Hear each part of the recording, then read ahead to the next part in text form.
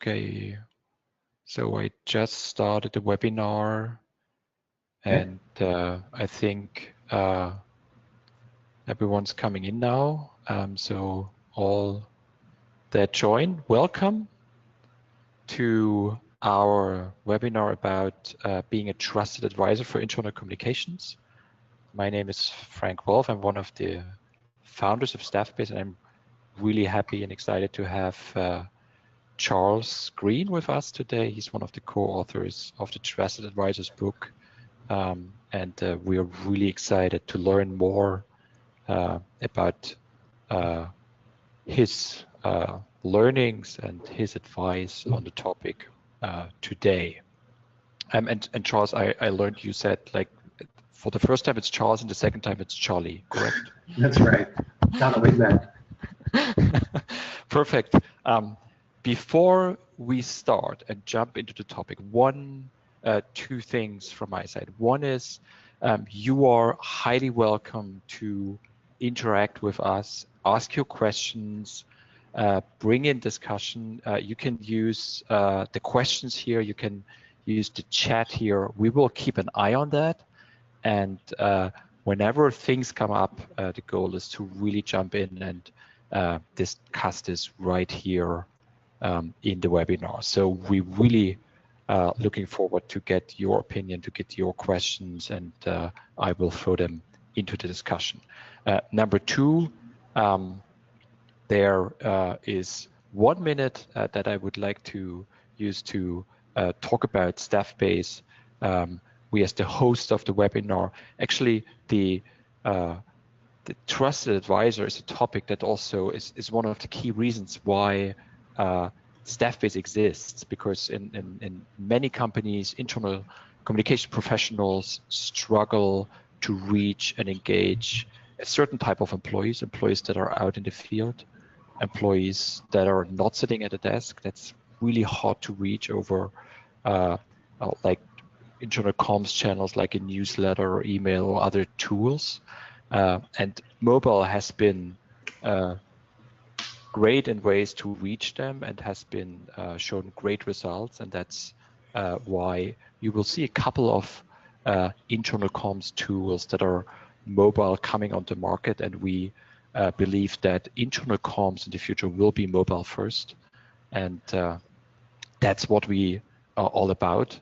As you see with our some of our example customers, we are growing pretty quick, pretty much worldwide.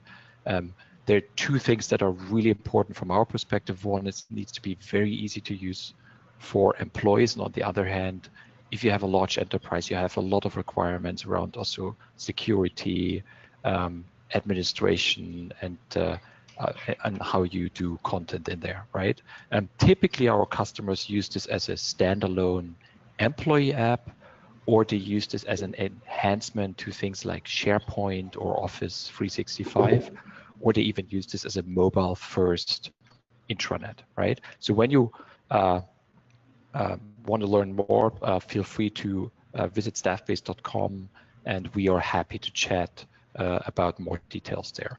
What we want to achieve and what we achieve with our customers, actually give them some sort of magic gift to reach employees, and this helps them also in their internal position, because they can show the management, hey, I'm in a position, I can measure what I do, I reach our people, and this gives them also a better position to be a trusted advisor in the company, right? What we know, and everyone knows, that technology is only a part of it, right? So that's why I'm happy to hand over to you, Charlie, to take us into a lot more detail there on how to become a trusted advisor. Okay, thank you, Frank, and welcome everybody. And let me just underscore something that Frank said. We would love to make this interactive. I can't do this and watch the chat window at the same time, but Frank can. So please send messages into him, and Frank, you are open to interrupt me at any point, please do. My name is Charles Green, Charlie Green. I'm mainly known for having co-authored the book, The Trusted Advisor, and a couple of books since then, The Trusted Advisor Field Book and Trust-Based Selling. I spent 20 years in management consulting before that, and about 19 years now focusing just on the issue of trust and trust-based relationships in business. I'm not an expert in comms, much less internal comms, although I have worked as a consultant and workshop presenter and keynoter for a number of internal corporate staff functions, HR, IT, legal, finance, tech support, those kinds of things. What I am an expert in at this point is in trust. So I will try and make connections where I can to specifically internal comms, but mainly that's on you. I'm going to tell you how trust works and how you can use it. And you'll have to sort of figure out the very particular applications of it. So without further ado, let me ask you a thinking question in your own chairs, in your own seats there. What would happen if your clients, and by the way, when I say clients, I mean two things. I mean your bosses and the people you report to and the rest of the organization. And I also mean your client constituents, the people to whom you must communicate. In my sense, you've got two clientele, so I will use the word clients to refer to both of those. What would happen if all of your clients deeply, deeply, really, really trusted you? If you think about that question for a moment, I'm going to give you a few answers that I think people typically come up with, but think about it. First of all, what would you come up with? Well, let me suggest, if your clients really, really trusted you, you'd be much more likely to get a seat at the table, to get heard, to get invited in on issues where you have something to say. I think if your clients really trusted you, better decisions would result. They would take into account your input, and assuming your input is good, which I will make that assumption, better decisions would result. They'll take your calls. If people trust you, they're going to answer the phone when you call them up. Greater client impact. If your clients really trust you, they're open to being persuaded, doing the things that you suggest. You're going to have an impact more than if they don't particularly trust you. Here's the big one. They would take your advice. We're going to spend some time specifically on this one a little bit later. But those of you, if you have a teenager at home, or if you don't, think about when you were a teenager. What happens when you tell a teenager to do something? Whatever it is, it's usually negative. They don't do it, or they passively aggressive resist, or whatever. Turns out taking advice, giving advice, and getting it accepted is a very important trust-related topic, and we'll go more deeply there. They'll take your word for it. If they trust you, you don't have to go through levels and levels of proof and justification and so forth. They will believe you. They will ask for your help rather than having to force your way in the room and raise your hand at all times. They will become more proactively asking for help from you. Stronger agreements. I ask my sales audiences when I talk to them, which would you rather have, a 50-page legal agreement with a customer or a 5-page legal agreement with a very firm handshake? And most people say, yeah, the handshake is worth a lot. You cannot document all the possible things that would go wrong in the future. But if you have a trust-based commitment, you have the assurance that whatever comes, you can work it out together. Faster decisions if they trust you. Things, it doesn't take as long if they're willing to say, yeah, we trust you on that one. And finally, let's not forget quality and ease of work life. If your clients really, really deeply trust you, things are better all around. We prefer to work with those kinds of collaborative relationships rather than with constantly pushing. Now, you may have some on your own list. This is not a scientific list. This is just me saying over 19 years, this is what I've noticed. Notice everything on here, I phrased it in terms of it's good for you, but it's also good for your client. This is an interesting thing about trust. By nature, it's a win-win proposition. If we think of trust as a strategy, this is a unique strategy. Everything is win-win, so it's all good for them as well as it is for you. Now, I'm going to talk mostly about trust here, and you might think it's reasonable to begin by defining trust. Turns out not so much. It's not a useful way to spend your time. Here's why. I trust my dog with my life, but not with my ham sandwich. Now, you may or may not laugh at that. It's not a terribly good joke, but technically it is a joke. And like many jokes, it depends on us understanding dual meanings of a word or multiple meanings. Well, we get that joke, but it turns out it's rather hard to define trust. For example, we might say something like trust in banking is down. You hear this all the time, these kinds of headlines. Trust in government is down. Trust in your neighbors is up or down, whatever. Well, what does that actually mean? Does it mean, for example, that banks are less trustworthy than they used to be? Or, completely different, does it mean that people are simply more likely to distrust banks? Those are two very different things. If the problem is that banks are untrustworthy, those of you in the US, Wells Fargo's in the news quite a bit. And I would say, they messed up. That was, they did not good things. That's a problem of trustworthiness. On the other hand, there are other situations. For example, again, in the US, the fear of violent crime is way up, even though violent crime itself is down. That's a PR problem. That's a communications problem, not a trustworthiness problem. So until we're precise about which problem we're trying to solve, you can't really make progress. There are different kinds of solutions.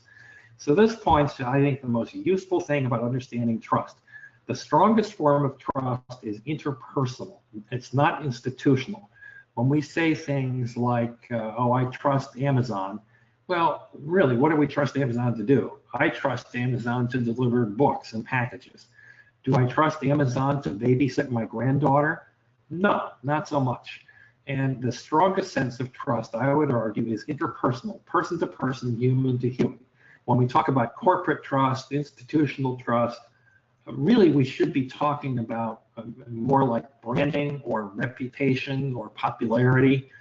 Those things go up and down with the news, but the basic trust that we have, or the propensity to trust, that's much longer term. So on that personal basis of stronger trust, we can say there are three parts to it. There is somebody who first takes the risk. That is the trustor, the person who does the trusting, T2 in this model. And they meet up with somebody who is or is not trustworthy. And that interaction then produces some level of trust. So we have trust, the verb, to trust. We have trustworthiness, the adjective. And we have the noun, trust, which is a result of those interactions. It's a state of relationship. And I'll hold to that language throughout. Let's start by digging into what it means to be trustworthy. But first, it turns out you have to be able to do both. You can't just be trustworthy, for example. In the sales world, this is akin to aggressively waiting for the phone to ring. It's nice if you're virtuous and trustworthy, but if that's all you do, then you are dependent on everybody else trusting you first. It turns out we have to learn how to do both. But, oh, sorry, the book advertisement. Okay, the book, The Trusted Advisor, is the one that most people know me by. You see the other two books at the bottom. That's enough advertising. So let's focus first on this notion of trustworthiness. I want to ask you mentally, we're not all in the same room, but mentally answer these three questions, because I'm going to give you a data-based answer to them in a moment. If we could measure trustworthiness, and we can, we've done a study on it, what do you think the results of the study were with respect to gender? Who's more trustworthy, men, women, or is it about the same? Mentally, make your notes. And I will tell you later who most audiences say. Second question, what happens with trustworthiness as we get older? Does it go up? Does it go down? Is it about the same? And finally, ask yourself, what's the most powerful factor driving trustworthiness or our client's perception of our trustworthiness? Is it number one, our credibility and expertise? Is it number two, their perception of our reliability? Is it number three, their felt sense of intimacy with us? Are they safe and secure with us? Or number four, is it the degree to which we're able to focus on others as opposed to ourselves? Now, I have data to answer those questions, and I'll share it with you in a minute, but make a mental note of what your answer was. All right, let's talk about trustworthiness in the form of the trust equation, a mathematical representation of the four components of trustworthiness. Now, nobody has a copyright on the meaning of trustworthiness. I'm approaching this as, what do most of us mean by that? What are the common definitions in everyday conversation between human beings? And I suggest it comes down to four. Credibility plus reliability plus intimacy, all divided by self-orientation. Now, let me define those quickly for you. When we talk about trustworthiness as a synonym for credibility, we're talking largely about words. And we might say something in a sentence like, I can trust what she says about this subject matter. And we mean credentials, we mean logic, we mean supporting data. We mean the name of the institution on that degree hanging on the wall. All those add up to saying, you know, I can trust what she says about this subject. Now, when we talk about trust as a synonym for reliability, here we're talking more about actions, dependable, predictable. And in a sentence, we might say, I can trust him too. I can trust Frank to always set up these webinars right. He's brilliant at it. He's incredibly dependable. I can sleep well the night before knowing that Frank Wolf is going to make this work today, all right? Intimacy and intention. You're welcome, Frank. Intimacy, as I said, has to do with a sense of security, and we get words like discretion, empathy. In a sentence, we might say something like, I can trust her with this information. If I share this information with her, she will know whether to laugh or not, and she'll know whether to pass it along to other people or not. And if she does pass it along to other people, I'm comfortable that she'll know exactly how to treat the information carefully with respect for me. Yeah, I think I'm safe having this conversation with her. I can trust her. Now, again, all three of those factors are in the numerator of our equation. So if our factors go up, then to that extent, trustworthiness goes up. The other one, self-orientation, goes the other way. And this has to do with focus and motives and attention. And here we get an interesting word. I can trust that he cares about. And if the next word is he cares about himself, that's a big negative. If on the other hand, he cares about me, you know, I get a sense that he may actually be paying attention, curious, concerned, in some sense caring about me, that's a big plus. Now, there are two kinds of high self-orientation. One of them is selfishness, and I don't think we need to worry about that. Most people on this call are not sociopaths. So selfishness is not the problem when it comes to high self-orientation.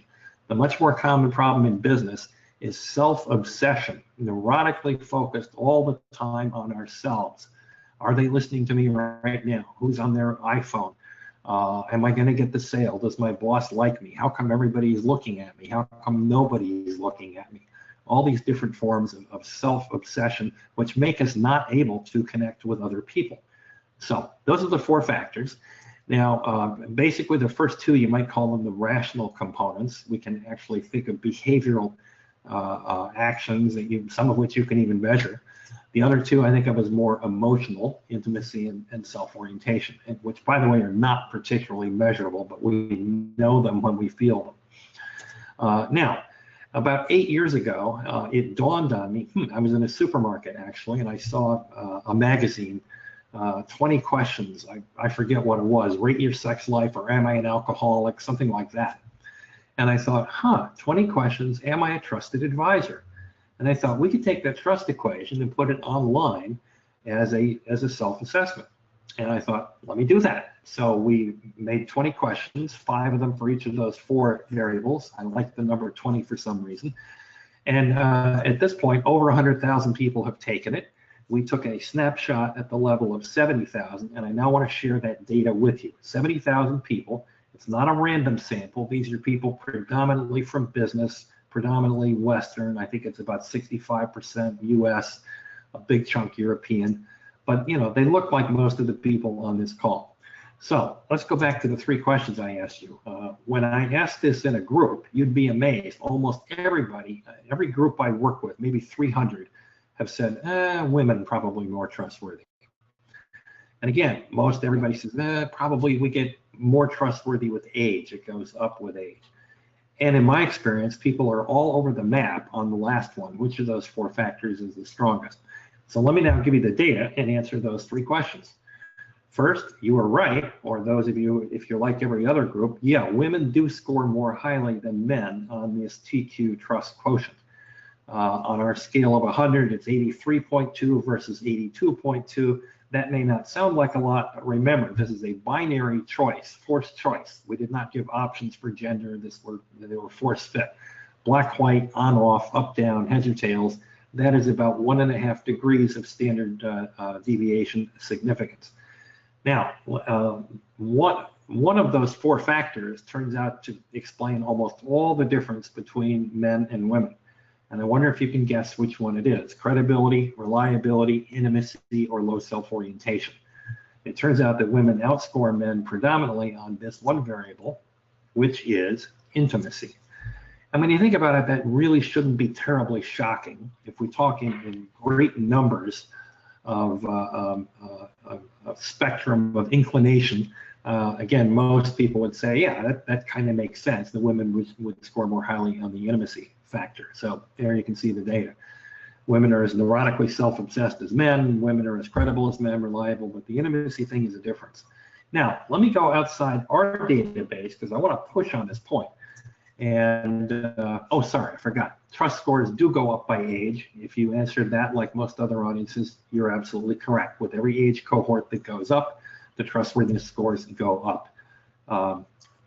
A few of you might be thinking, wait a minute, this is a self-assessment. How do we know that we're not all lying to ourselves? And the answer is, well, we could be, but let me ask you a common sense test. Ask yourself, am I today more or less trustworthy than when I was 19? And I think most of us would say, no comparison. I agree. Okay. Thank you, Frank. Good point, yeah. Yeah. Now, let me go to some other surveys done by things like Yankelovich and Pew and so forth. They've done studies over the years in different countries over the most and least trusted professions. Ask yourselves out there, who do you think all shows up year after year as least trusted professions? And if we were all in a room together, I guarantee you the first three answers would look like politicians. Whoops, I haven't got them all three here. Politicians, lawyers, and used car salesmen. And everybody kind of gets that one right. But a more difficult question, who is at the top year in, year out? The most trusted profession. And I find people have a hard time guessing this one. They guess doctors or teachers. No, those tend to be in the top 5 or so, but they're not number 1. The number 1 most trusted profession year after year, country by country, turns out to be nurses. And when I say this in a group, people go, oh, yeah, that kind of makes sense. Well, yeah, it does make sense. Now notice, and I'll use US stats here because I don't have them for Europe, but in the US, the nursing profession is 89% female. But regardless of your male nurses, female nurses, think about which is the most important attribute to be successful in the nursing profession. And you would probably say, probably intimacy. If you think of intimacy as a sense of safety and security, it is critical that nurses make us feel utterly secure and safe. We can show them anything, we can tell them anything. It's their job to make it safe for us to relate to them. So I think it would make a great deal of sense. By the way, there was one year in the last few decades where in the US, they were not number 1, they were number 2. That year was 2002, and the most trusted profession that year was firemen. Now, that was 1 year after 9/11. And the next year, it was back to nurses, and it's been nurses ever since. So if you think about it, women score more highly than men, predominantly due to outperformance on the intimacy factor. Most trusted profession, female, intimacy. It shouldn't surprise you that when you run a regression equation on the data that we have, the most powerful factor affecting trustworthiness turns out to be intimacy. Now let me just stop there and back off for a minute. Most of the audiences that I deal with, they tend to be professional services or technology or bankers or consultants, accountants, etc. This is not what they're best at, okay? The good news I tell them is all your competitors are no better at it than you either. So if you can get good at this stuff, which most people are not, you actually have quite a competitive advantage. My guess is the people in internal comms probably score more highly on this one than many of the other people that we deal with. And if so, good for you. But there's also no upper limit to how good you can get at this. So I think it's important for us to think and to think about that. By the way, any of you can take this test yourself for free. It's at the website trustedadvisor.com. Look in the upper right-hand corner, and you'll see free access to the TQ Trust Quotient. Go ahead, Frank. Sorry, Charlie. Just a short, because we also have one question and a short comment on the intimacy part. I think that's especially from a perspective of internal communications. And you talked about the different perspectives, to the audience and also to the management. I think If you think about those two like directions, I think intimacy is especially interesting towards management, because typically as an internal communicator, you work very close with the management. Yes. You have, and we've discussed this before, there's kind of sometimes quite a difference, because you work directly with the CEO in these regards, and intimacy is sometimes hard to establish, because it's like, it's the CEO, right? And you like, can I bother him? Can I tell the truth, right? How do I create intimacy in such a relationship? That's kind of very special one. Well, let me comment. It's no less true for your constituency of employees either, because they're all people. Whether it's your boss, the head of HR, whether it's your constituency, they're all human beings. So the ways in which I'm going to talk about are really not different. But just to give a jump ahead, there are two basic ways to do it, and I'll talk more specifics. Okay. Yeah. But the role of listening, just to answer the question directly, the role of listening, and a particular kind of listening, is critical. And I'll also talk about a way to get that door open. It's called bringing a risky gift. You take a little bit of risk. So I'll come back to these 2 points, but to answer that question directly, because you always should answer questions directly, listening and risk. And I'll come back to those. Hold me to it. Perfect. And then the other question that we got from the audience, the question was, how does trust relate to resistance to change? For example, do you get senior leadership to place their trust in the internal communications role when they are comfortable with how they've always done things? Is this... Yeah, well, if, again, this is a human condition. We're all kind of resistant to change. And if you think about it, if you are an agent of change and you're trying to get other people more comfortable with it, no question it helps if they trust you. That makes people much more open to suggestions if they trust you already, because they've learned how to trust you for some reason, or you've indicated trustworthiness and they believe it. So I think of, trust is a very important antecedent to people being willing to change. Now, if the question is, hey, my boss is resistant to change, what can I do? Well, your boss is like every boss. The tools are not unique. We just have to be good at them. We have to learn to generate trust. And again, I'm going to come back to listening and risk taking, and I'll talk about how we do each of those.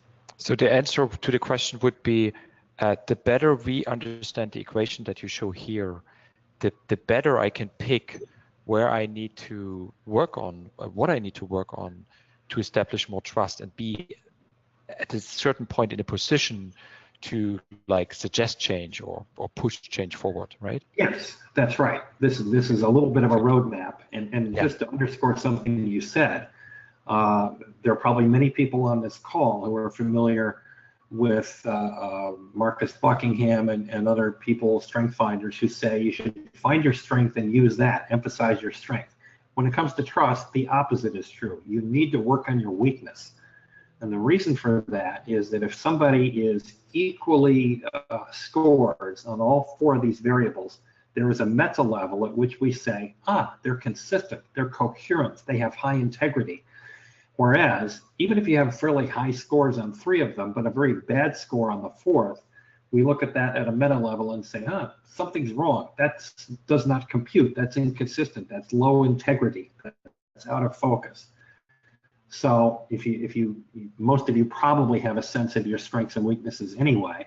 But if you want to confirm it, go take that test. It'll tell you where you need to focus on most. And yes, Frank, you're right. That's a good thing for people to do, to be able to be trusted and to carry difficult messages. Oh, that's a great insight about this point. Fantastic. Yeah. Okay, moving right along. Yes. Let's see. Let me just mention in passing, in my experience, the biggest single cause of trust breaking down is when we as advisors are in a hurry to come up with the answer, accelerating way too rapidly to the answer. This is a natural outgrowth. We want to help our clients. We want to be responsive. We want to show that we're capable, competent, etc. But unfortunately, what happens, whether you're a doctor, whether you're an internal comms advisor, whether you're a lawyer, the rush to get to an answer, even though it's well intended, shortcuts it, because human beings don't want to be told the answer until they feel that they've heard what our problem is. So I'll come back to this, but this is one of the paradoxes of trust. Our very desire to hurry up and get the right answer gets in the way of creating trust. Now, let me talk about this notion of influence. I mentioned right at the beginning, one of the advantages is if our clients trust us, they will take our advice. And this is a really simple dynamic, very strongly trust related. And I want to take a minute to talk, how do you get your advice taken? I think this is obviously relevant to everybody on this call. We sort of think that the way we think is linear, logical, data-driven, sequential, evidence-based, deductive, pick all your words. And all the business education, all the liberal arts education that we get reinforces this preconception. In fact, we are also biological creatures. We're analog, not fully digital. We don't always go in logical sequence. And in fact, it turns out that in many ways, the way we are influenced isn't at all to do with logic. In fact, one person who's taken a look at this, some of you may know this, Robert Cialdini, famous book 25 years ago, still a very good read. He looked at about 7 different factors of influence. And there were things like act now, supply limited, late night infomercials, we've seen this. Or all your friends are doing it, don't be late. That's another big one. But the number one factor that he cites, which is very trust relevant, is a surprising one. It is reciprocity. Now, if you're like me and you're hearing that for the first time, you think, what? How does that even work? Well, it turns out, for example, if I were there live in front of everybody and I would walk off the stage, I'd go up to somebody and I would reach my hand out in a familiar gesture called a handshake. And what would that person do? 99.99 times out of 100, they would return the handshake. Very unlikely that they would turn away from me in such a situation. It's built into our systems as human beings. We're pre-programmed protoplasm to return that gesture. That's what reciprocity is. Well, handshake's only a metaphor here. You can't walk around shaking everybody's hand and create trust. But here's what you can do. I'm going to suggest there's something with almost that much power that determines reciprocity, which then determines influence. Quick example. Let's say that I've been on the road giving this talk, Frank, to different stand-up audiences. It's been 10 days and my left shoulder has been just killing me. And I've been writing down the symptoms so that when I get back to my doctor in New Jersey, I can explain to him and he can help me out, okay? So fast forward, I'm in my doctor's office in New Jersey and I say, doctor, pain in my left shoulder, here's what's happening. I have data, 2 things. Number 1, it happens after I eat fried chicken. Number 2, it happens only between the 5th and the 10th floors of a building. What's going on? And my doctor says to me, Charlie, don't worry about it. Just a little bit of ibuprofen will take care of, it's just symptomatic. Don't worry about it. See you next month at our regular checkup. Bye. Now, how would I feel in that situation? I think most of us would feel unheard, unlistened to, dismissed, basically not very good, even if he's right, which he probably is. So probably I would buy the ibuprofen anyway, but I wouldn't be too happy about it. Let's call that scenario A. Scenario B, fast forward, I'm in my doctor's office, doctor, pain in my left shoulder. Here's what happens. It starts after I eat fried chicken. And the doctor says, wait. Before you go on to something else, let me ask you, does it happen after you eat fried fish? And I think, actually, no. Now that you mention it, I remember, no, it doesn't happen after fried fish. What's that about? And the doctor says, yeah, I thought so. Let me ask something else. If you're in an elevator in a building with the elevator going up and down, does the pain come and go? Yes, that's exactly what's happening. How did you know? And my doctor says, well, listen, first of all, nothing to worry about. You can get 100% symptomatic relief just by buying some ibuprofen. What's going on here is a complicated interaction between microclimates and barometric pressures and different kinds of cooking oils. It's complicated. Don't worry about it. You don't need to worry about it. Just get some ibuprofen, okay? See you at our next meeting. Now, how do I feel? Probably great, right? I have a brilliant doctor who probably couldn't have done it without my help either. But more importantly, do I or do I not buy the ibuprofen? Absolutely I do. Not only that, how much would you like me to buy? What brand? Can I mention your name? Can I bring some back for you? I'm all over, responding positively. Now, what's the difference between those two scenarios? I suggest it's this. If you listen to me, I will listen to you. If you do not listen to me, I will not listen to you. This is reciprocity that we just talked about. And the subject matter is not handshakes, it's listening. Now, I want to give a few more examples because this is so simple and yet so fundamental. For example, I spent a day some years ago with kind of the most famous book author in the field of sales, Neil Rackham. And I asked Neil, I said, Neil, you're the expert. Is there any one problem in the field of sales that deserves to be called the biggest sales problem? And he said, yeah, there is. And it's the mistaken belief that the sooner you can start solving the problem, the more effective you're going to be. The opposite is true. If you're in a rush to solve the problem, that means you're not listening to the person. Don't be in a rush. Now, what's that except another way of saying, if you listen to me, I will listen to you. If you don't listen to me, I'm not going to listen to you either. Another example, suicide hotlines. Most people who volunteer on suicide prevention hotlines are people probably not unlike those on this phone call or this webinar. People who have been reasonably successful in life and who want to give back. They have good motivations, and especially they want to make a difference, have an impact on the world, move the needle. Well, it turns out that unless trained, those people are a disaster. And here's why.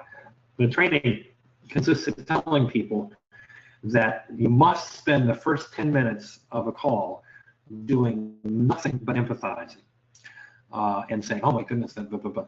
Now, if you don't do that, here's what happens. These well-intended people who want to make a difference, some guy calls up, he says, I'm on the Brooklyn Bridge, my girlfriend has left me, I'm going to end it now. And what does this untrained person say? Wait, there's Match.com, we got swipe apps, plenty of fish in the sea, nothing to worry about, we can work this out, right?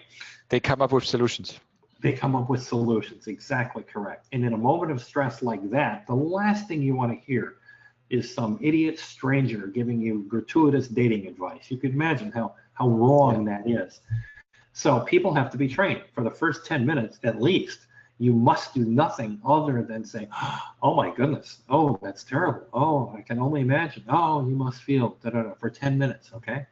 I gave this talk a few years ago and somebody in the audience said, Charlie, you're understating it. I said, really, what do you mean? He said, well, I volunteered on one of these, and one time I got a call, and for 25 minutes, all the person did was breathe. My job was to breathe back. Exactly. If you listen to me first, I will then listen to you. If you do not listen to me, I'm hanging up, or more disastrous consequences than that. A couple more examples. Thomas Friedman, New York Times columnist, author of The World is Flat, and a few other things. Tom Friedman, this is from a commencement address he gave some years ago. People often ask me how I, an American Jew, have been able to operate in the Arab Muslim world for 20 years. And my answer is always the same. The secret is to be a good listener. The most important part of listening is that it is a sign of respect. It's not what you hear by listening. It's not the data. It's not proving your hypothesis. It's not collecting problem solving. It is literally respecting that other person by paying attention to them. It's the message, it's not the content, it's the act that is the message. And he's quite right to call it an act of respect. Just like the handshake. If I show respect by listening, you're going to get it back. Now, Tom Friedman is a Jewish kid from Minneapolis, Minnesota. And he's talking about going to the West Bank, and people talk with him, which is quite remarkable. And this is him explaining why. Again, if you listen to me genuinely, truthfully, other people will listen to you. One last example, John Gottman, Seattle, and I think he's in his 70s now, marriage therapist, probably seen 50,000 marriages over the years. And here's one of the things he says. Understanding must precede advice. You have to let your partner know that you understand and empathize before you suggest a solution. Now, my guess is there are a few people out there in the audience who may have heard this from their significant other. Would you stop trying to solve the problem? I just want you to listen to me. it's the same thing. You know, if you listen to me, I will listen to you. If you don't listen to me, I won't listen to you. Now, I was raised in management consulting, where basically if somebody didn't take your advice, we interpreted that as a stupid client. And the answer to stupid client syndrome was to raise the font on the PowerPoint, throw more spreadsheets at it, and see if it worked. Just in case any of you had the same training, let's raise the font here. In fact, influence and effectiveness is heavily non-rational. You're not going to solve it by throwing more data. It works through this principle of reciprocity.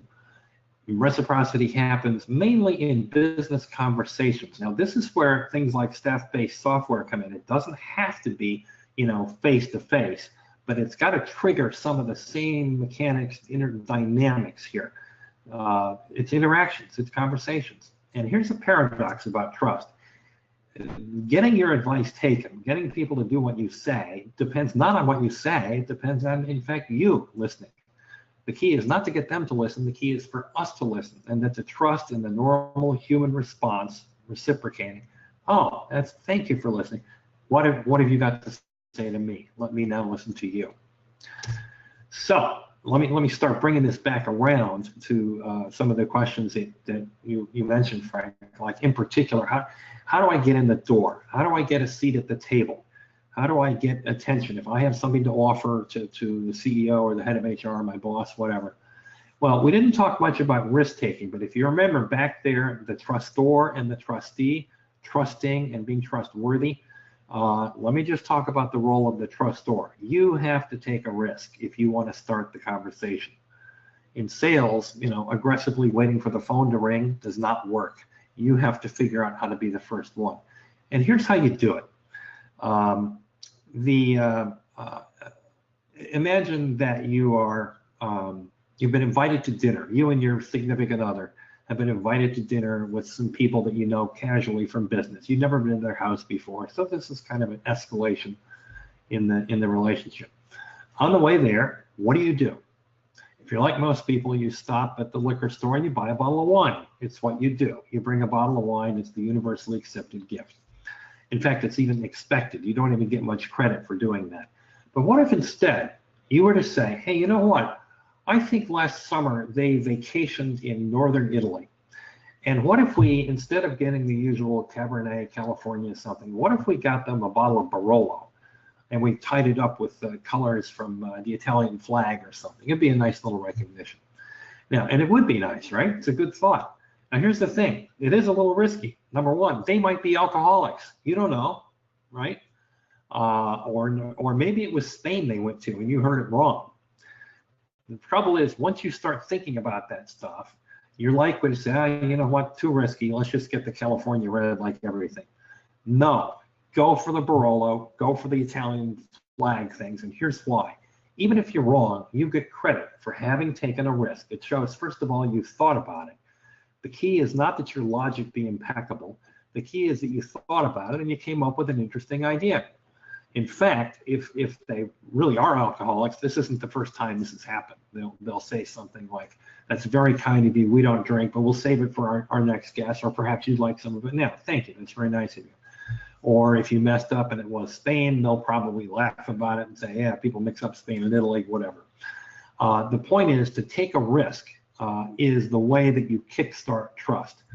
The most common forms of risk-taking would be to observe another person's emotional state, you know, to stop and say, you know what, you're looking a little querulous here, or you seem a little uncomfortable about that, or I got to tell you, this is the first time that I've been in this situation. Something that shares with them a little bit personal and a little bit risk-taking. Any of you who've read stuff on behavioral economics know that human beings tend to overweight near-term versus far-term, and risking versus losing something rather than gaining something. That's trust every single time. It always seems like the safe thing to do is to do nothing. The problem is, if you make nothing a strategy that you do all the time, you will never create trust. So we have to do it. And this notion of bringing a risky gift in the business world, very simply what that means for your boss, for whoever you need to, think about, you know, your idea of what their situation is, and it doesn't even have to be part of your solution. make an observation, make a hypothesis, step out a little bit out of the comfort zone and say, you know, I've been thinking about this situation you're facing. And hey, I could be wrong, you know, I don't know the whole situation like you do, but I do know a few things. And it seems to me that probably, or maybe this is what's going on in that situation. Is that right or not? And there's only two answers and they're both good, just like with the wine. One answer is, you're absolutely right. That is a big issue. What do you got to tell me about that? Well, that's a good ending. The other one's arguably even better, where they say, you know, everybody thinks that's the biggest problem, but it's really not. It's this. In which case you say, oh my God, of course, I would have totally missed that. Tell me more about that, right? And they will love to tell you more because everybody loves to talk about themselves. So let me stop there, Frank. I want to make sure we have time to interact and give more questions, but actually maybe I can just quickly sum up points I've said here. Trust is personal. You know, we don't trust companies the way we trust people. You need to be trusting and trustworthy. You need to take risks to kickstart trust. The two critical skills, I would argue, are listening and curiosity. And the best way to get what you want is to help other people get what they want. And if that sounds like, you know, Buddhism or a Beatles song or something, so be it. I did go to Harvard Business School. I do believe in the bottom line. This is stuff what happens. You know, what you put out is likely to be what you get back. So let me stop there, Frank, and let's see what people have to say. I personally love the risk point, Charlie, and it's from an internal communications perspective, and I deal like I interact personally with internal communicators like for 20 years in my professional life, and in many cases, this role means you're some sort of the last line in the company before stuff goes out. You have to be risk averse in many regards, because like if you're like from an innovations department, if you're from external comms, if you do the social media channel or other stuff, it's easier there. But for internal comms, you have to be kind of risk averse, and that's one part. And the other part is what we already also discussed. It appears to be so rewarding to take some risk because it creates trust. And on the other hand, like if you look at current topics in internal comms, everyone goes into like more visual stuff, more videos, right? So you watch your CEO doing his or her first video, right? Oh yeah. You personally decide you hate it for some reason, or you think we can never ever do this, right? Right. Now you have the decision: do I take the risk to actually say, you know what, let's do this again, do I just say, right?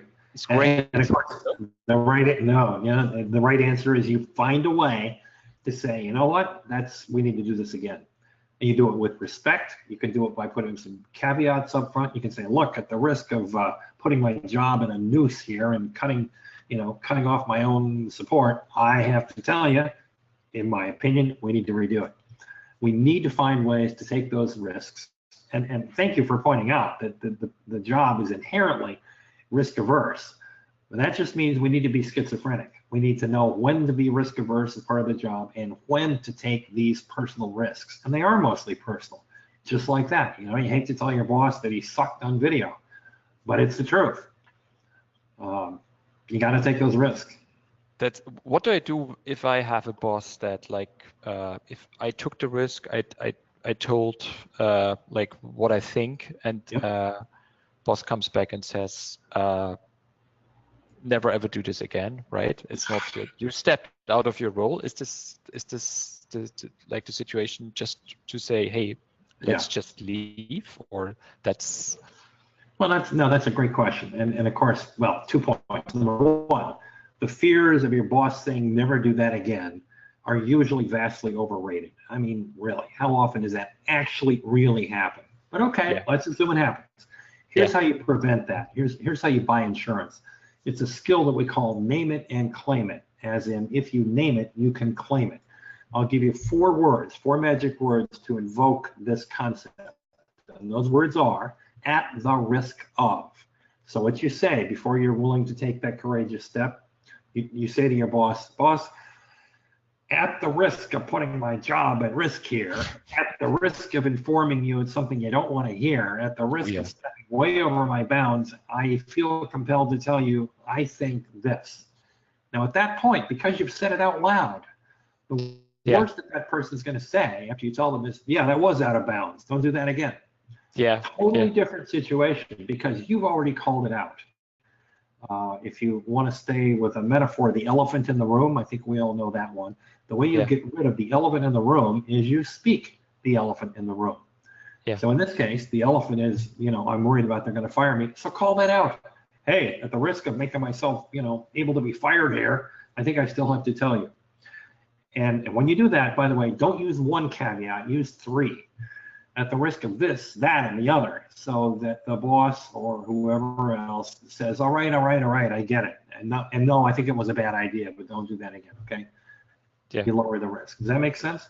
That totally. I love this at the risk of. That's at the risk of. You sometimes hear in movies things like, sir, am I allowed to speak up? So this sort of, so this like you kind of it's pretty much the same strategy, probably. Like you set up the situation for something that you want to bring up, right? Yes. Yep. We have another question. Thank you. Any further thoughts on the idea of psychological safety in the workplace and the rise in interest around this with respect to trust? Yeah, I do have a thought on that. And this is going to sound a little bit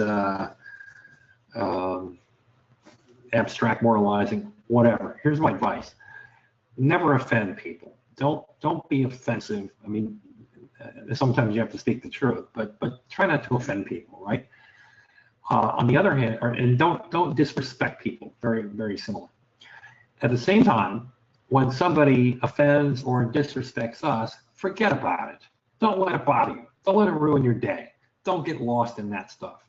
So be respectful of other people. Don't offend them. And when somebody disrespects and offends you, get over it. And those are two kind of, on the face of it, contradictory. It means but they're really not. I think that's psychological. Not offending other people is a social virtue. Don't be mean to people. Not being offended is a psychological virtue.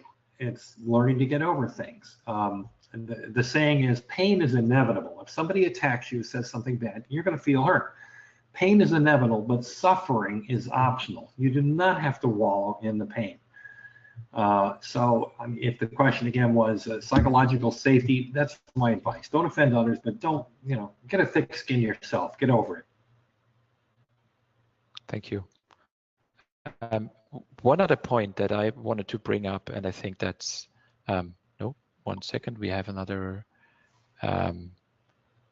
one other question, or I think comment. I think being a trusted advisor goes hand in hand with being authentic.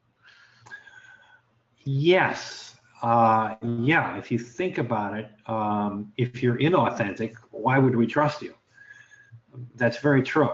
And I mean, there's certainly, if you make a Venn diagram of some of these key concepts, there's a lot of overlap there. A couple other related comments are vulnerability. If you're willing to be vulnerable, then you're saying, hey, I will share my authenticity with you. This is who I am. So yeah, I think it's a good comment, and they're very much related. We see this as a huge general trend. Also looking at our customers and the sort of content and strategies that they have for modern internal comms, and the huge part of this is being more authentic, right? People, like a typical complaint would be, many years internal comms felt like I read a press release. Yes. And what I want to do, I want to see people, I want to hear real stories. Right. And I want to not just see real stories, but also feel like somebody not just gives me the content, but also listens back to me, right? So, and that's pretty much my last point on these points from the slide. Listening is especially a huge topic for if you look at the employees as an audience, right? I would think so. Absolutely. A lot of this, what we do is not just including people and getting the communication out to people in the field. It's also making them feel that they belong.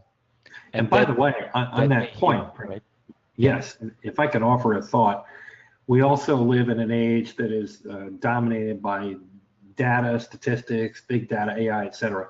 When you're trying to listen to your internal audience and collect information and so forth, don't overdo multiple choice questions.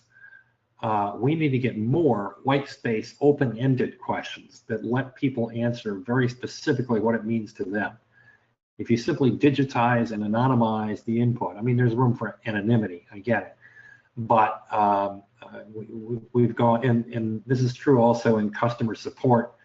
We're in a rush to be more efficient and spend less money on these things. And in fact, there's few better things you could do than really listen to somebody, employee, whatever, about what their concerns are.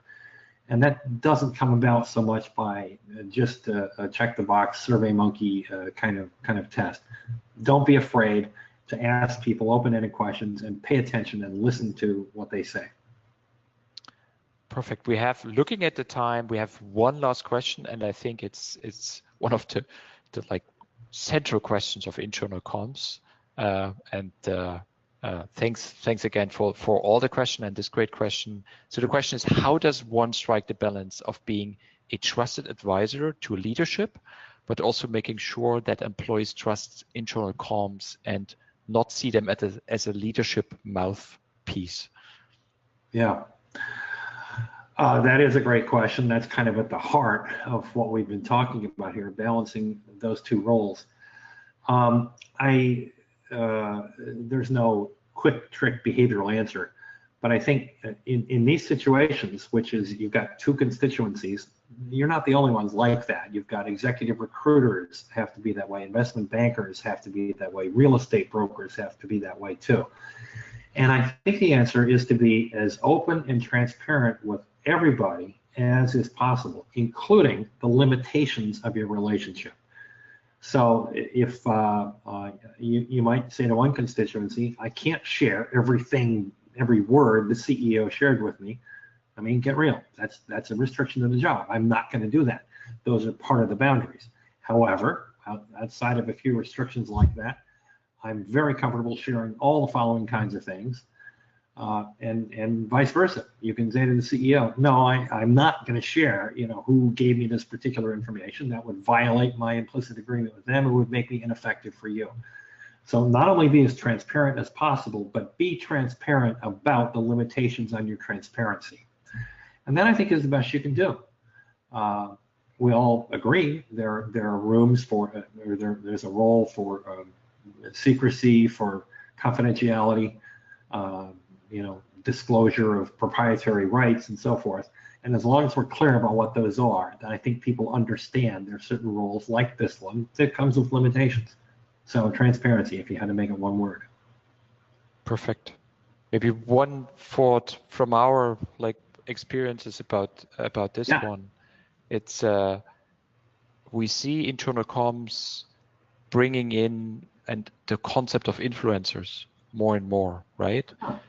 So what you have a great opportunity not just to relate on and rely on top management, but for however topic you actually want to get across, involve others, involve influencers, involve people who can talk about a certain topic, right? When you talk about workplace safety, talk to an employee that nearly had an accident and can relate to it and has a story around this.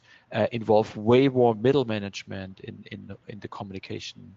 In many cases is very, very much focused just on the top management, but employees in many cases relate way more to their site managers, plant managers, to their individual supervisors, involve more people, and this also helps you to be seen as more trusted by employees, right?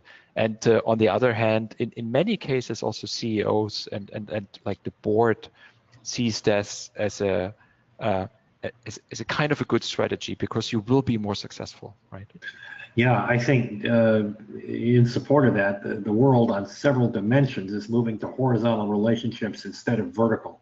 That's true because of data. That's true because of the pace of change. That's true because of millennials and generations.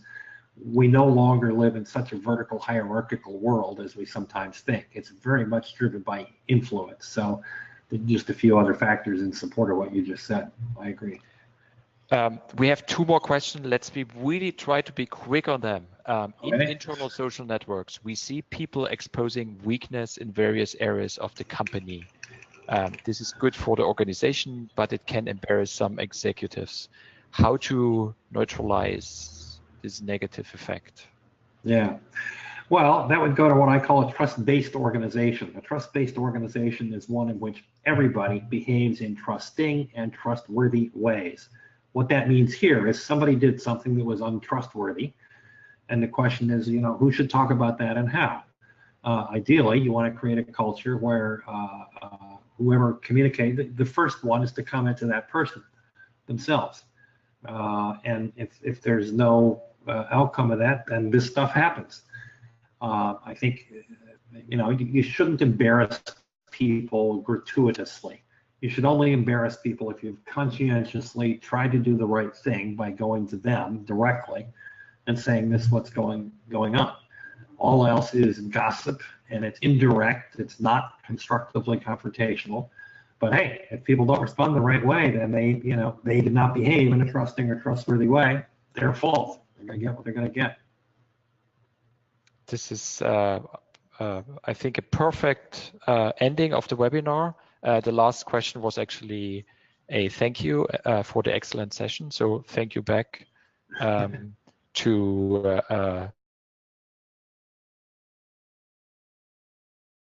who joined us for the webinar. Keep on looking for next webinars that come up. The next one will actually be around, it's kind of a live battle between an employee app and email. So we look in both channels and want to understand what's pros and cons. Will be a really fun one. So would be great if you guys find the time to join us. And again, from my side, thanks a lot, Charlie. I think it was really great insights into your work and into the whole topic of trust. Thank you. I appreciate the opportunity. Thanks very much. Thank you.